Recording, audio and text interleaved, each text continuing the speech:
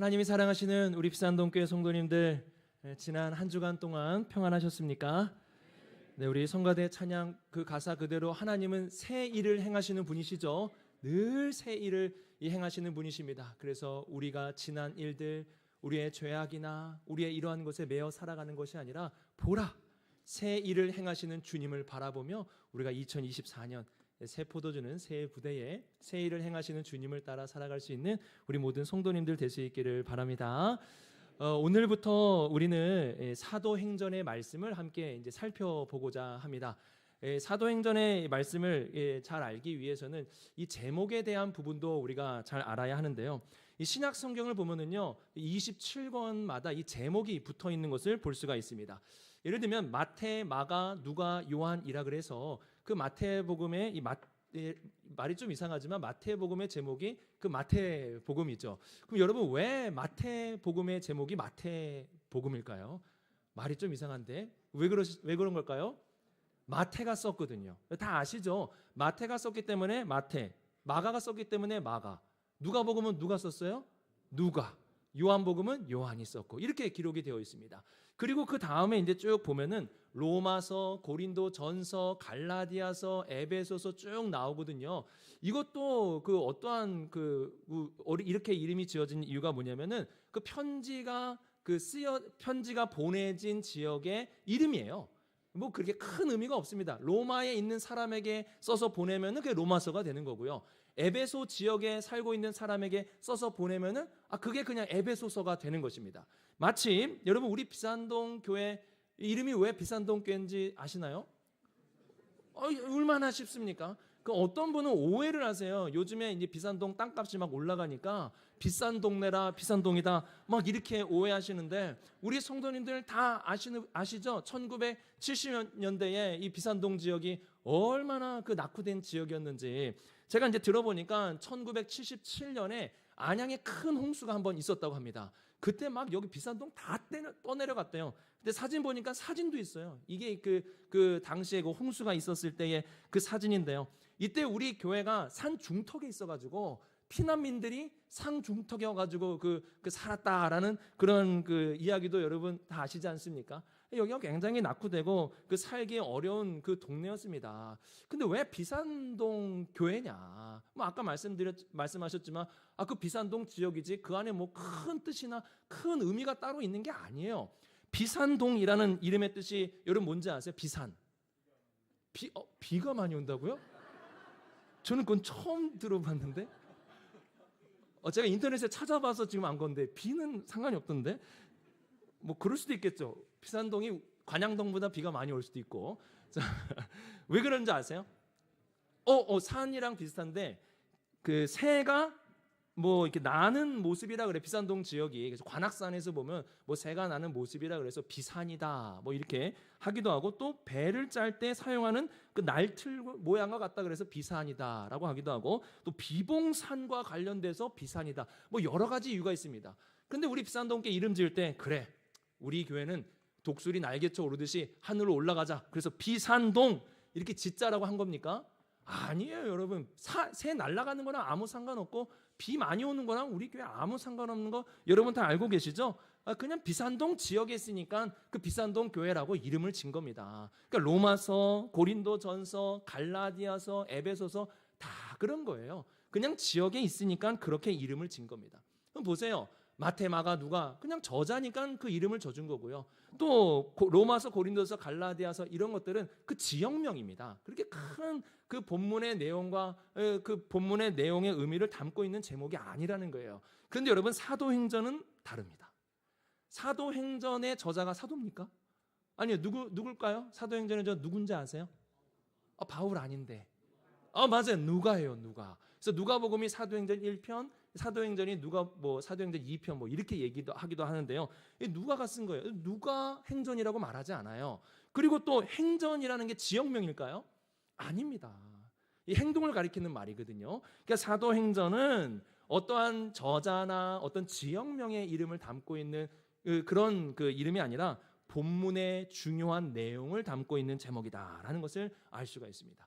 그래서 사도행전의 내용을 우리가 대략 짐작하기 위해서는 이 제목부터 우리가 잘 알아야 됩니다. 사도행전의 이 제목의 의미가 뭐냐? 먼저 우리 사도라는 이름부터 좀 살펴볼 텐데요.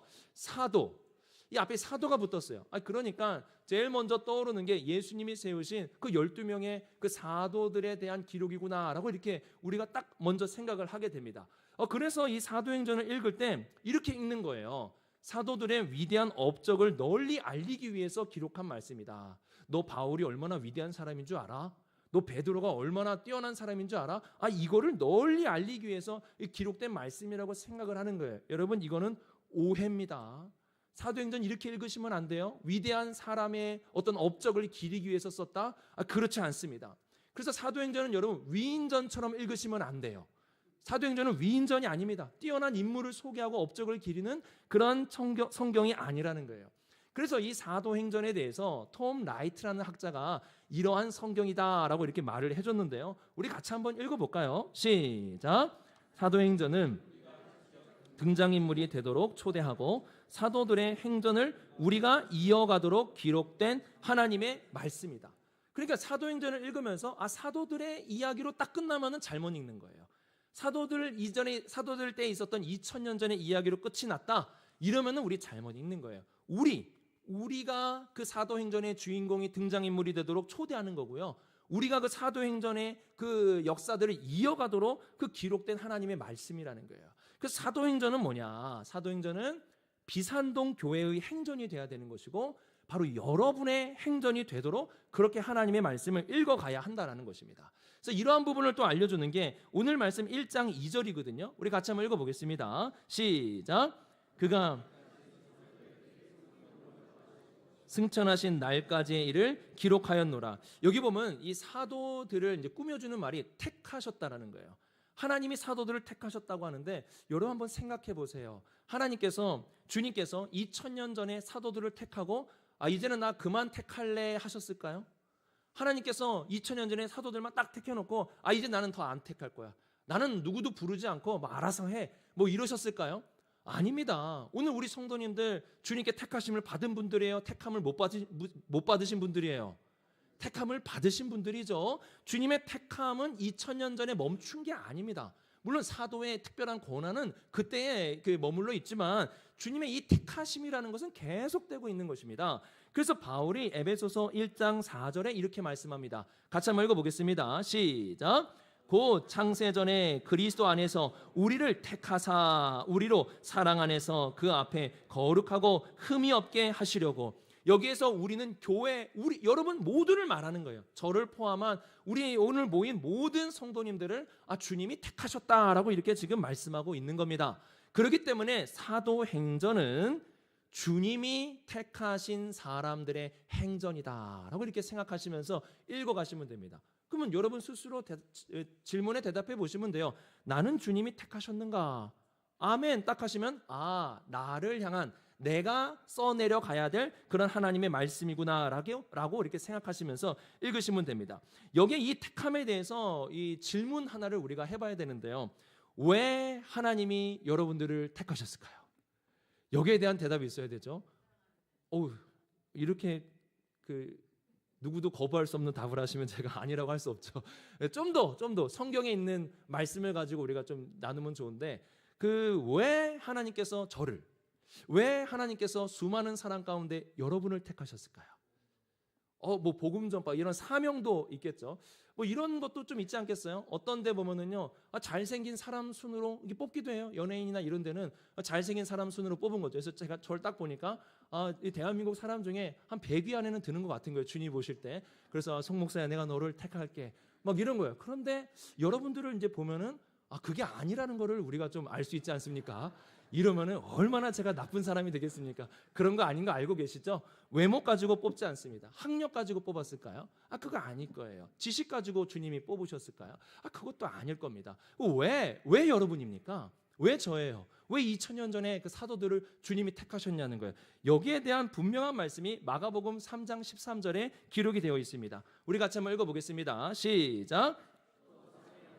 자기가 원하는 자들을 부르시니 나온지라. 대답이 굉장히 간단하죠. 주님 왜 접니까? 라고 부르면 주님 뭐라고 대답하시는 거예요? 내가 원해서. 이게 다예요. 그러니까 이 말씀을 묵상하면 묵상할수록 너무 감사한 거예요. 야, 이 세상의 기준으로 보면은 여러분 주님의 제자 될 수 있습니까? 주님의 택함 받을 수 있겠어요? 그 수많은 그 뛰어난 사람들 앞에서 어떻게 우리가 이 택함을 받냐는 거예요. 그래가지고 주님 앞에 왜 나 불렀습니까? 왜 나 택했습니까? 라고 물으니까 주님 말씀이 뭐예요?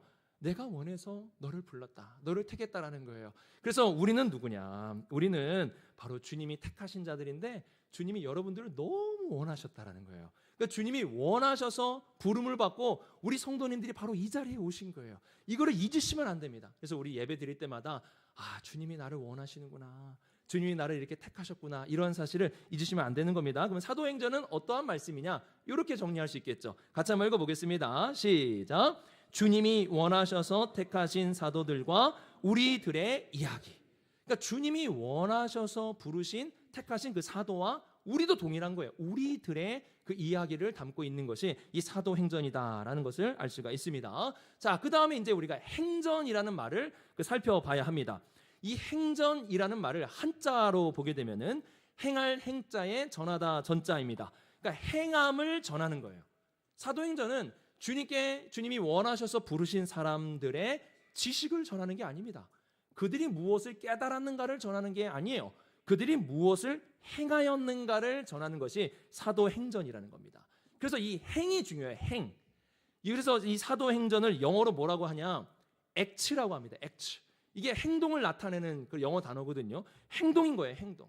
그렇기 때문에 이 사도행전은 바로 주님이 원하셔서 택하신 사람들의 행동을 기록한 말씀이에요. 행전이라는 거죠. 행동을 전하고 행전을 알려주는 겁니다. 그렇기 때문에 우리가 이 땅의 삶에서 주님이 기뻐하시는 우리의 인생의 어떤 부분은 그 삶을 쓴다라고 생각하면은 여러분 뭘 써야 되냐?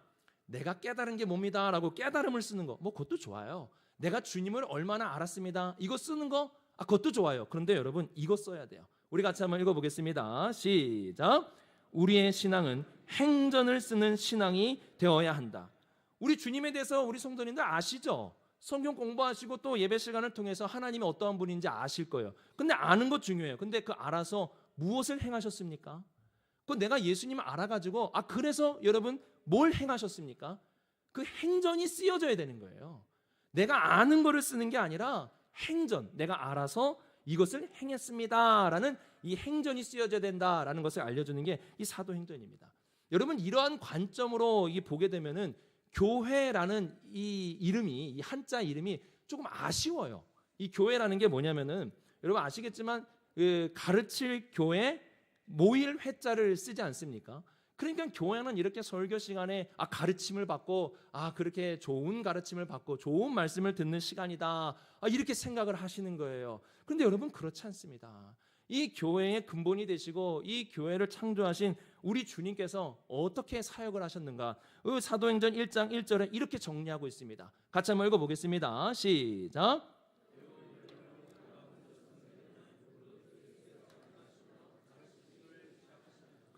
자, 이거 먼저 쓴 글을 정리한 거예요. 그러니까 누가복음이겠죠. 누가복음을 딱 두 개로 정리했죠. 뭐로 정리합니까? 예수님이 행하시고 가르치셨다. 이 두 개예요.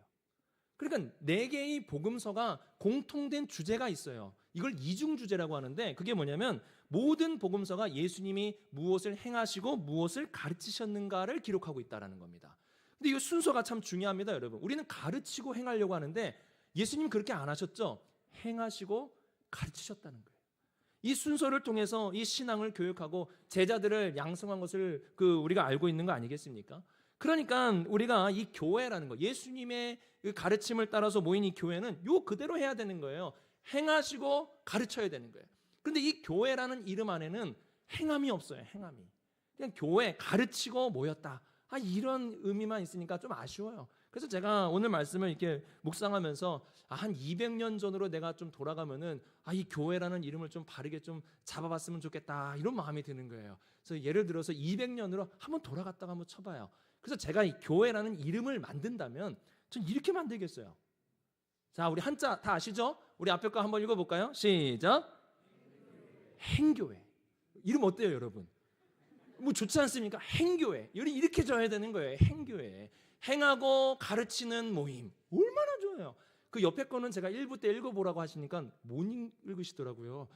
여러분 옆에 거도 한번 읽어볼까요? 시작. 어우, 야, 동교회죠. 움직일 동자. 그래서 여러분 행교회 또는 동교회, 하나님이 사랑하시는 우리 비산동 행교회 성도님들 지난 한 주간 동안 평안하셨습니까? 이렇게 이름이 돼야 되는 거예요. 근데 뭐 바꿀 수가 없으니까 우리 성도님들 그렇게 이해하고 계시면 돼요. 교회는 가르침만이 있는 것이 아니라 행함과 가르침이 있어야 된다라는 것을 우리가 꼭 기억해야 됩니다. 그래서 이 고 오카는 목사님이 그 생전에 쓴 책에 보면은요, 이 교회의 신앙, 그러니까 성도들의 신앙이 잘못되면 나타나는 현상이 있다라고 하면서 이제 두 가지 얘기를 하셨거든요. 그러니까 우리가 잘못된 신앙의 모습이 이것인데요. 우리 같이 한번 읽어보겠습니다. 시작. 허세와 허상의 신앙. 이 두 가지는 꼭 주의하셔야 돼요. 허세 신앙, 허상의 신앙. 그러면 허세의 신앙이 뭐냐? 허세의 신앙은 이게 뭐 빌허자에 기세세자 써가지고 이런 뜻이에요. 우리 아래 거 같이 한번 읽어보겠습니다. 시작. 주님의 말씀에 영향력이 없는 신앙. 그러니까 여기서는 아멘 하는데요, 이 배운 거를 세상에서 행전이 돼야 돼요. 그것이 행전으로 이어져야 되는데 안 되는 거예요. 그냥 여기서만 믿고 아멘하고 세상에서는 아무런 영향력도 주지 않는 신앙을 이 허세 신앙이라고 얘기합니다. 여러분 지금 대한민국의 허세 신앙이 굉장히 지금 극에 달해 있다라고 이제 볼 수 있는데요. 어떻게 할 수 있냐면 통계.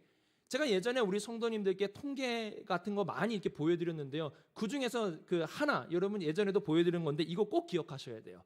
이 질문입니다. 종교는 우리 사회에 도움을 주지 않는다. 이걸 물어봤어요. 목회 데이터 연구소에서. 그랬는데 믿지 않는 자들이 비종교인이 뭐라고 응답한 줄 아십니까? 무려 82%가 도움을 주지 않는다라고 응답을 했어요. 이게 무슨 뜻이에요? 전혀 영향력이 없다는 거예요. 기세가 없다는 거예요. 기독교가. 하나님의 말씀 여기서 아멘 했는데 세상에 나아가서는 그 말씀이 나타나지가 않는 거예요. 그러니까 기세가 없는 우리의 이런 신앙의 모습을 보여주는 거 아니겠습니까? 근데 예전에는 안 그랬어요, 여러분. 1970년대 그때 이제 통계조사, 똑같은 통계조사가 있는데요. 그때는 70%가 종교는 도움을 준다라고 응답을 했어요. 영향력이 있다라고 70%에 믿지 않는 사람들이 그 얘기를 했다라는 거예요. 그러니까 예전에는 이러한 기세가 있었어요. 그래서 하나님의 말씀대로 세상 속에 살아야 된다. 뭐 이런 기세가 있었는데 지금은 이러한 기세가 없는 신앙을 우리가 사는 거죠. 여기서는 여기고 거기서는 거기고 이러한 신앙을 우리가 하고 있다는 겁니다. 이게 위험해요. 그 다음에 이 허상의 신앙도 위험한데요. 우리 같이 한번 아래 거 읽어보겠습니다. 시작. 신앙과 삶을 일치시키지 못하여 불신자와 믿는 자의 삶에 차이가 없는 신앙. 이 오늘 여기에 있는 모습들은 여러분 구별된 거예요. 세상 사람들과 다른 모습입니다. 그러면 이런 다름이 세상에서도 똑같이 나타나야 되는 거 아니겠습니까? 그래서 제가 이거 쉬운 말로 이 허상의 신앙을 뭐라 그러냐면은 교회 안의 모습과 교회 밖의 모습이 다른 거예요. 여러분 이거는 허상이에요. 허상. 이런 허상의 신앙을 우리가 멀리해야 되는 겁니다. 그래서 제가 이 성경 공부 시간에 이 허상의 신앙에 대해서 막 힘주어서 얘기했거든요. 교회 안과 교회 밖의 이 모습이 같아야지 다르면 안 됩니다 라고 제가 이렇게 막 성경 공부하면서 목에 막 힘을 줘서 얘기했는데 아니 어떤 성도님 막 웃는 거예요. 제가 이 얘기하는데 이게 웃을 포인트가 아니거든요. 아니 교회 안과 밖이 똑같아야 됩니다 라고 얘기했는데 막 웃으셔가지고 왜 웃습니까? 제가 이렇게 물어봤더니 그분이 그러시는 거예요. 얼마 전에 우리 아들이 그 성도님께 이런 말을 했다는 거예요. 그분한테 성도님 뭐라고 얘기했겠죠. 성도님 우리 아빠는요 집이랑 교회랑 너무 달라요. 이 얘기를 제가 그 성도님한테 했다라는 거예요. 제가 교회와 안과 밖이 같아야 된다고 목에 힘줘서 얘기하는데 그 아들 말이 계속 귀에 맴돌아가지고 너무 웃겨가지고 막 웃었어요. 그래서 제가 망신을 당했습니다. 성경 공부하면서. 그래서 제가 이놈의 자식, 내가 분명히 교회 가서 함부로 집안일 얘기하지 말라고 늘 입당석하거든요. 근데 그게 안 돼요. 그게 안 돼서 막 이게 튀어나오는 거예요. 그래서 이놈의 자식을 어떻게 할까? 매를 들고 갈까? 사랑과 온유함을 들고 갈까? 막 고민을 막 하다가 어떻게 매를 들겠어요. 뭐 자기가 그렇게 봤는데. 그래서 제가 지나가는 말로 물어봤어요. 아들아, 아빠가 교회랑 집이랑 달라 했더니 얘가 막 크게 다르지 딱 얘기하는 거예요. 그래서 진짜 다른가 보다 해서 제가 이제 회개하려고 마음으로 그럼 뭐가 그렇게 다른데? 라고 했더니 걔가 이제 그러는 거예요. 아니 아빠 교회에서는 머리도 깔끔하게 하고 정장도 입고 다니는데 집에서는 머리도 떠 있고 난닝구 입고 다니고 그러니까 그 왜 이렇게 다르냐고 막 이렇게 얘기하는 거예요. 그래서 제가 와, 그 얘기 듣고 진짜 가슴을 쓸어내렸어요. 만약에 걔가 교회에서는 상냥한데 집에서 나한테 왜 그래? 딱 이러면은요, 제가 진짜 회개해야 됩니다. 그러지 않겠습니까? 근데 이 겉모습 가지고 이제 얘기했으니까 그래 집에서 내가 조금 단정하게 입고 다닐게 뭐 이렇게 하면 이제 끝나는 거예요. 여러분은 어떻습니까? 여러분 교회랑 교회 밖이랑 여러분 모습은 어떻습니까? 똑같냐 이거예요. 이 교회 안에서 이런 거룩하고 하나님의 말씀대로 살려고 하는 이 모습이 세상 속에서도 여러분 밖에서도 여러분의 가정에서도 동일하게 나타나고 있느냐는 거예요. 만약에 동일하게 나타나고 있지 않으면 그 허상이에요. 허상. 지금 뭔가가 지금 잘못되고 있다는 겁니다. 그래서 우리는 이 허세의 신앙과 허상의 신앙으로부터 벗어나야 돼요. 그럼 어떻게 우리가 이러한 신앙으로부터 벗어날 수 있느냐? 그 얼마 전에 그 JTBC 그 뉴스에서 그 손웅정 감독님이 그 인터뷰를 하셨더라고요. 인터뷰를 하셨는데 그 앵커가 이러한 질문을 했습니다. 이 손웅정 감독님 누군지 아시죠? 손흥민 선수의 아버지 되시죠? 이런 질문을 했어요. 그 해외 생활이 어렵고 힘들고 그 어려운 일들이 많이 있는데 그 어려운 일들을 어떻게 극복하십니까? 라고 이제 물어본 거예요. 그래서 저는 이제 굉장히 좀 예상되는 그런 뭐 열심히 축구를 합니다. 뭐 또는 뭐 어디를 여행을 갑니다. 뭐 이런 얘기가 나올 줄 알았는데 이분이 뭐라고 대답했냐면 굉장히 의외였어요. 책을 읽는다는 거예요. 책을. 왜 의외냐면 사람을 외모로 평가하면 안 되는데 한번 보세요. 책 읽기 가지고 이 목사인 제가 책 읽는다 그러면은 뭐 여러분 그러려니 생각하시겠지만 책 정말 안 읽게 생기지 이러면 안 되지만 근데 책을 읽고 독서 노트까지 쓰신다는 거예요. 그 왜 그러냐? 이렇게 얘기하시더라고요. 그분이 가전제품을 사면 그 가전제품에 안내서가 있다는 거예요. 그래서 이걸 어떻게 사용하고 뭔가가 잘못됐을 때 알려주는 안내서가 있는데 우리의 인생에는 안내서가 없다는 거예요. 우리 인생에 안내서가 있는데 이 안내서가 없다 보니까 어떻게 어려운 일을 당할 때 어떻게 극복하고 어떻게 해야 될지 그걸 모르겠다는 거예요. 그래서 이분은 자신의 인생의 안내서를 책으로 보신다는 거예요. 책. 이 책을 통해서 이럴 때는 이렇게 가야지, 이럴 때는 이렇게 가야지 이러한 지혜들을 배운다라고 합니다. 여러분 이러한 관점으로 사도행전 보시면 되는 거예요. 사도행전은 우리의 신앙, 행함의 안내서예요. 어떻게 행해야 됩니까? 무엇을 행해야 됩니까? 어떠한 길을 갑니까? 사도행전이 우리에게 알려주고 있다는 겁니다. 이 부분 같이 한번 읽어보겠습니다. 시작.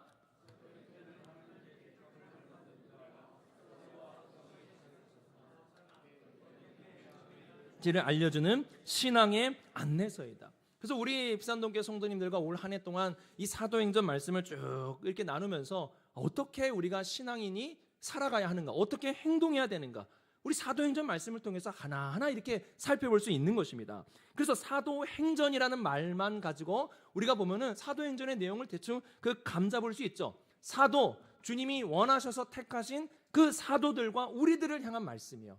그리고 거기서 그 다음에 행전, 이들의 행동을 전하고 있어요. 이렇게 행해야 된다는 거죠. 이런 행함을 가지고 우리가 살아가야 된다라고 알려주는 것이 바로 이 사도행전의 말씀입니다.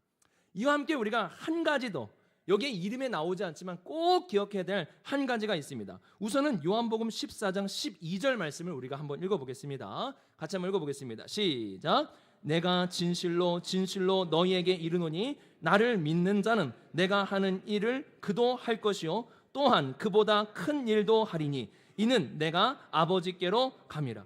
우리 주님께서 승천하시기 전에 약속을 했어요. 제자들에게. 그게 뭐냐면 너희가 나보다 큰 일, 여기 일이 행함이라는 단어랑 똑같아요. 큰 행함을 할 것이다 라는 거를 말씀해 주셨어요. 말도 안 되죠. 우리 주님보다 어떻게 우리가 더 큰 그 행함을 할 수 있겠습니까? 근데 어때요? 사도행전은 그걸 우리에게 보여주고 있는 거예요. 진짜 이 말씀대로요. 사도들이 주님보다 큰 행함을 하는 것이 기록이 되어 있습니다. 그럼 우선 예를 들어서 사도행전 2장 41절인데요. 같이 한번 읽어보겠습니다. 시작. 세례를 받음에 이날의 신도의 수가 3,000이나 더하더라.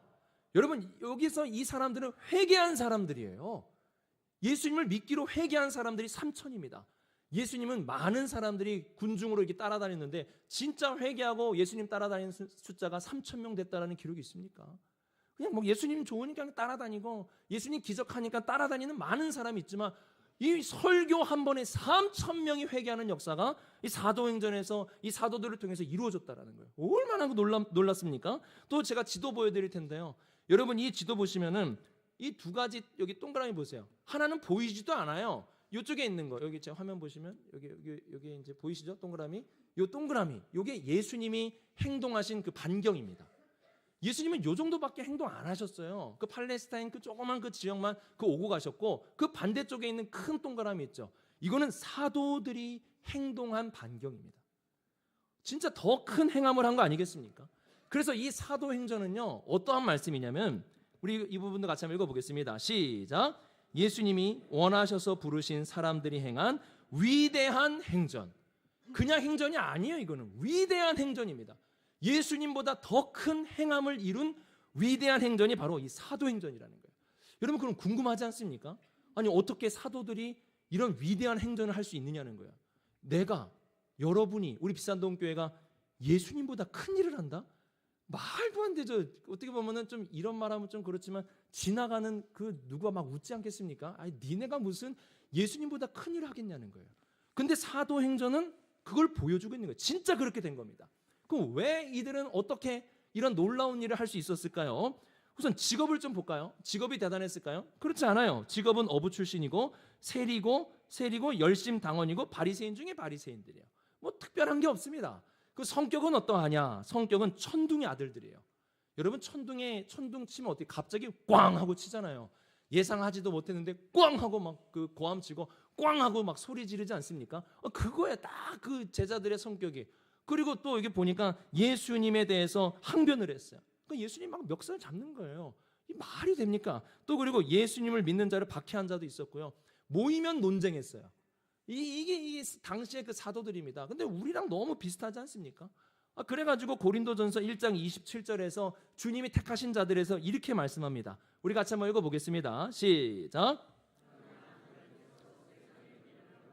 택하사 지혜 있는 자들을 부끄럽게 하려 하시고 세상의 약한 것들을 택하사 강한 것들을 부끄럽게 하려 하시며. 그러니까 세상의 기준으로 아주 뛰어난 사람들을 막 모아가지고 주님의 일을 하게 한 것이 아니라는 거예요. 그냥 어떻게 보면 너무나 평범하고 그 평범한 그 이하의 사람들을 하나님께서 이렇게 부르셨다라고 이렇게 말씀하는 거 아니겠습니까?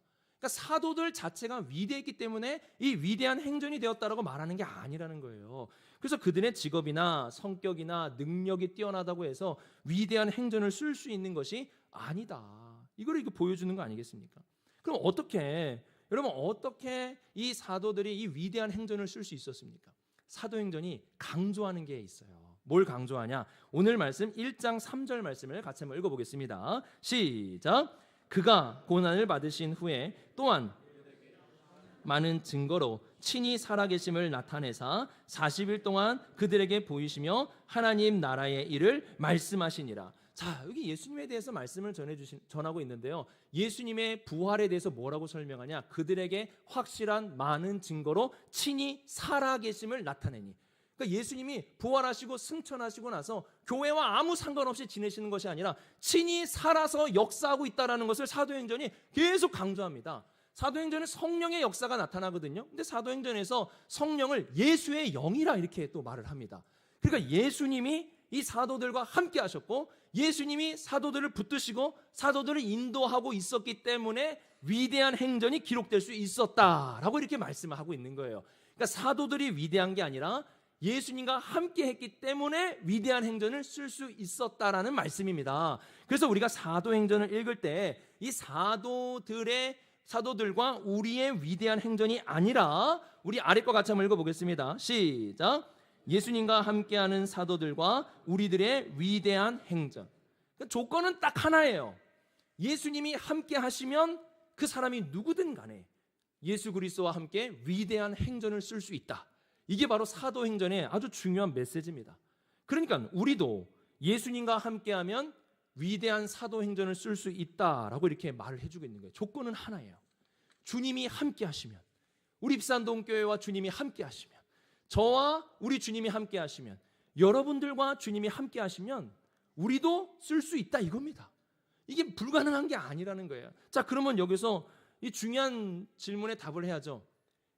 예수님이 함께 하시기 위해서 필요한 게 뭐냐는 거예요. 예수님이 우리와 계속 함께 하시기 위해서 여러분 뭔가가 있어야 되지 않겠습니까? 그럼 가만히 있으면 주님이 우리와 함께 해주십니까? 아무것도 안 하는데 주님이 함께 하시면서 위대한 행전의 역사를 쓰게 하시냐는 거예요. 여러분 꼭 주님과 함께 하기 위해서 필요한 게 한 가지가 있어요. 예수를 믿는 자들에게 해당되는 건데 바로 이겁니다. 내 생각에는에서 뭐로 바뀌어야 돼요? 주님의 뜻. 여러분 이 전환이 일어나지 않으면 주님과 함께 할 수가 없어요. 우리는 늘 내 생각 속에 살아갑니다. 내 생각에는 이게 맞고, 내 생각엔 이렇게 살아가야 하고, 내 생각에는 이 길이 진리다. 근데 이거를 바꾸셔야 돼요. 주님의 뜻은. 그러니까 우리 비산동 교회도 똑같아요. 비산동 교회의 생각이 아니에요. 주님의 뜻은 무엇인가? 이것을 살피고 주님의 뜻 가운데 우리가 나아갈 때 그게 행전이 되는 거예요. 그런데 내 생각에는 이라고 하면서 나아가면은 그 몇 걸음 못 갑니다. 몇 걸음 못 가고 그냥 꼬꾸라지는 겁니다. 그러나 우리가 주님의 뜻은 구하고 주님과 함께 가면은 땅 끝까지 가는 거예요. 이게 사도행전입니다. 그래서 요거를 조금 더 연장시켜서 말씀드리면 이렇게 설명드릴 수 있습니다. 같이 한번 읽어볼까요? 시작. 나의 힘을 빼야 행전할 수 있는 능력이 주어진다. 여러분 좀 힘을 빼야 돼요. 여기서 나의 힘을 뺀다는 것은 내가 그리스도와 함께 십자가에 못 박혀 죽었나니 이제 내가 사는 것이 아니에요. 여러분 죽은 자가 무슨 힘이 있습니까? 힘이 빠져야죠. 내가 힘이 딱 빠지면요, 주님이 나를 붙들고 놀라운 행전의 능력을 할 수 있도록 그 놀라운 일을 이루어 주시는 겁니다. 힘을 좀 빼야 돼요. 우리 비산동 교회 힘을 빼야 돼요. 여러분 개인의 힘을 빼야 이 주님께서 놀라운 능력을 행하시는 거 아니겠습니까? 그래서 뭐 여기 아시는 분 아시겠지만 제가 그 드럼을 좀 치지 않습니까? 제가 드럼을 오랫동안 이렇게 쳐가지고 이 드럼에 대해서 좀 알고 있는데요. 여러분 드럼을 칠 때 빠른 곡을 막 쳐요. 그러면은 빠르게 오랫동안 쳐야 돼요. 또 힘있게도 쳐야 됩니다. 여러분 드럼을 빠르게 오랫동안 힘있게 치는 방법이 뭔지 아세요? 왜 드럼 칠 줄 아십니까? 뭐 다 비슷하지 않습니까? 진짜 여러분 드럼 칠 때 하는 그 훈련이라고 하기 좀 연습이 뭐냐면 힘 빼는 거예요. 힘이 탁 빠지잖아요. 놀랍습니다. 속도가 붙어요. 그리고 오랫동안 칠 수 있어요. 어떤 사람은 내가 힘 주면 힘있게 치고 오랫동안 칠 수 있다라고 생각하는데 그렇지 않아요. 힘 줘서 드럼 치면 어깨에 병납니다. 여러분 아파요. 그리고 오래 못 칩니다. 힘을 빼야 오랫동안 빠르고 힘있게 칠 수 있는 것입니다. 똑같아요. 여러분 신앙의 원리도 똑같습니다. 우리의 힘을 빼야 돼요. 죄된 본성의 욕심의 힘을 빼시고 내 생각에는 이라는 이 힘을 빼시고 그래서 주님의 뜻은 이라고 가면 그때부터 어떻게 되는 거예요? 행전을 쓸 수 있다 이겁니다. 그래서 사도행전은요 사도들만의 행전이 아닙니다. 우리들만의 행전이 아니라 힘을 빼고 주님의 뜻을 구하는 바로 그 사람들과 함께하는 예수님의 행전이 되는 것이 바로 이 사도행전이라는 겁니다. 자, 그래서 우리 아래 거 같이 한번 읽어보겠습니다. 시작. 위대한 예수님의 행전. 그러니까 우리는 안 돼요. 우리는 안 됩니다. 그러나 우리 비산동교회가 힘을 빼고 내 생각에는 아니라 주님의 뜻은 묻고 그리고 가면 행전 쓸 수 있다 이겁니다. 이게 바로 사도행전이 우리에게 알려주는 소중한 메시지입니다. 자, 그래서 2024년 첫 해입니다. 오늘 첫 주일인데 우리가 좀 결단을 하는 세 가지 오늘 말씀을 통해서 이제 앞으로 쭉 살펴볼 건데 이 세 가지를 좀 결단했으면 좋겠어요. 자, 첫 번째 이 결단을 합시다. 같이 한번 읽어보겠습니다. 1번 시작.